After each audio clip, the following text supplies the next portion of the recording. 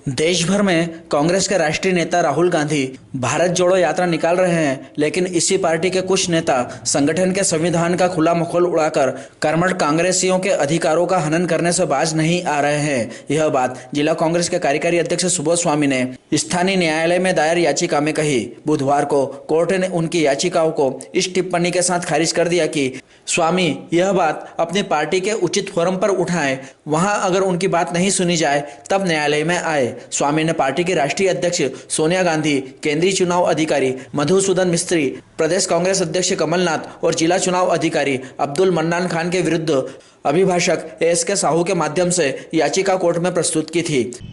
जैसा कि सर्वविदित है, अखिल भारतीय कांग्रेस कमेटी के 5 चरणों में चुनाव संपन्न होने जा रहे हैं।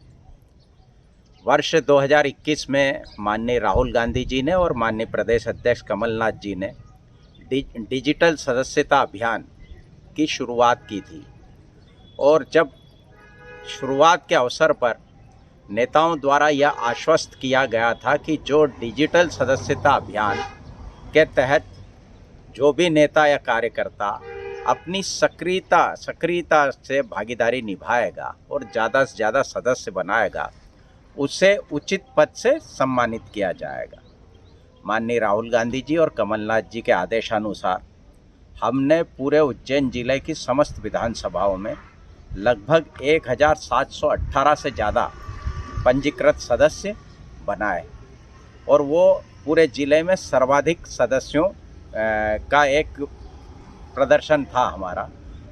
माननीय अखिल भारतीय कांग्रेस कमेटी के जो डिजिटल सदस्यता अभियान का जो प्रकोष्ठ है, उनके द्वारा ये हमें संदेश भी दिया गया कि आपका सर्वाधिक सदस्य रहे हैं और आपका प्रदर्शन सबसे अच्छा रहा है।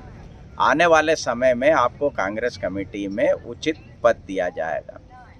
पद की लालसा नहीं है, लेकिन कांग्रेस का जो संविधान है, हमारी पार्टी का जो संविधान है, वो संविधान ये कहता है कि लोकतांत्रिक प्रणाली को अपनाते हुए जिला कांग्रेस अध्यक्ष हो, प्रदेश कांग्रेस अध्यक्ष हो या राष्ट्रीय कांग्रेस अध्यक्षों का चुनाव होना चाहिए। अभी हमने देखा कि आज राष्ट्रीय कांग्रेस अध्यक्ष की अधिसूचना जारी हुई है और आने वाली 17 अक्टूबर को उसका चुनाव संपन्न होने जा रहा है।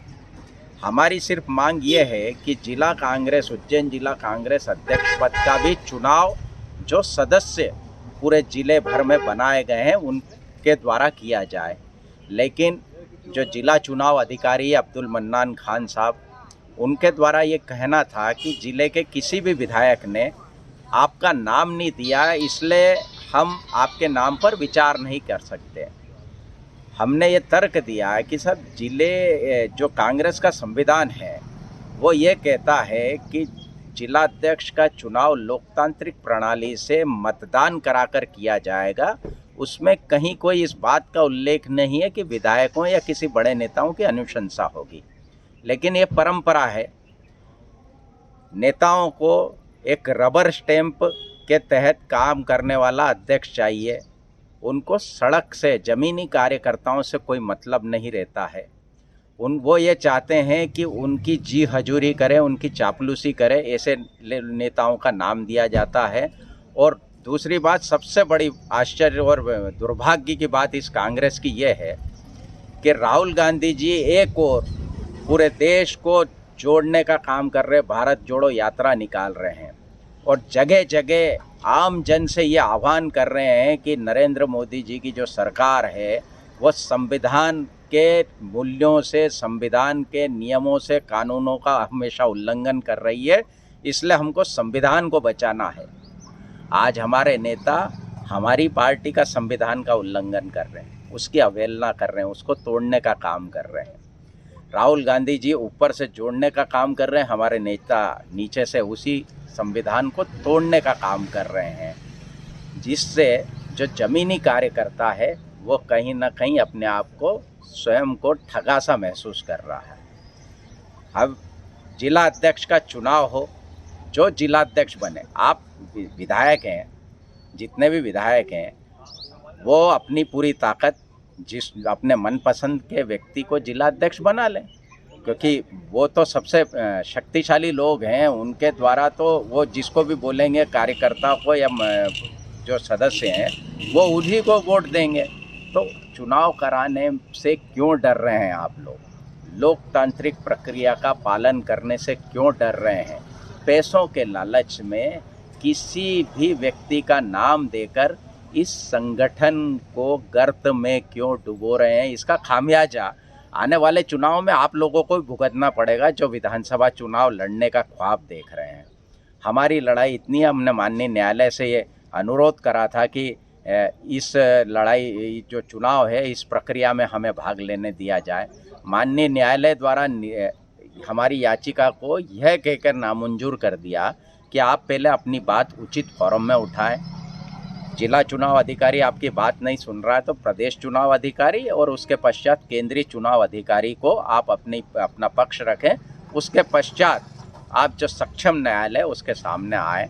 हमने आज ही केंद्रीय चुनाव अधिकारी और प्रदेश चुनाव अधिकारी दोनों के समक्ष अपनी बात रखी है और निश्चित मानिए हमारी न्याय की लड़ाई में हम आगे जो भी हमें करना होगा न्यायालय में, जो उचित न्यायालय होगा उसके समक्ष हम जाएंगे और इस न्याय की लड़ाई को अंजाम तक पहुंचाएंगे। कांग्रेस संगठन को लेकर जो सुबोध स्वामी जी ने एक याचिका माननीय व्यवहार न्यायालय महोदय वर्ग के समक्ष प्रस्तुत करी, उसमें उनका ऐसा कहना है कि मैं वर्तमान में जो है जिला कार्यकारी अध्यक्ष हूँ और मैं 93 से आज दिनांक तक कांग्रेस पार्टी के द्वारा प्रदत्त विभिन्न पदों को मैंने निर्वहन किया है और काफ़ी शिद्दत के साथ उनमें काम किया है। पार्टी के हित के लिए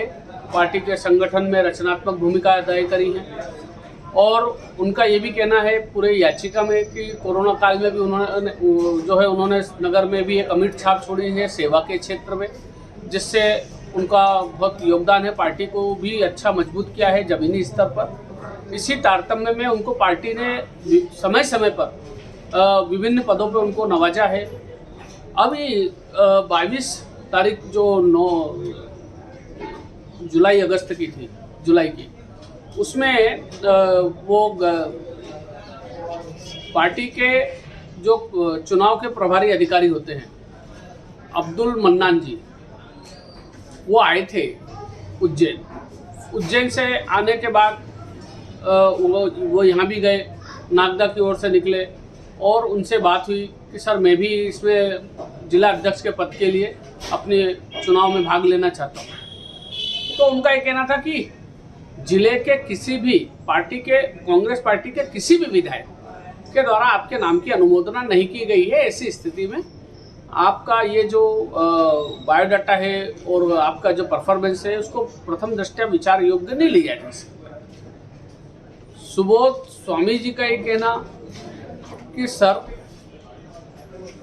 पार्टी में आर्टिकल 10 में कहीं भी इस बात का उल्लेख नहीं कि विधायकों की अनुशंसा के बाद कोई जिले का ग्रामीण का अध्यक्ष बनेगा या अन्य जो भी संगठनात्मक चुनाव होते हैं उसमें वो पद को आएंगे।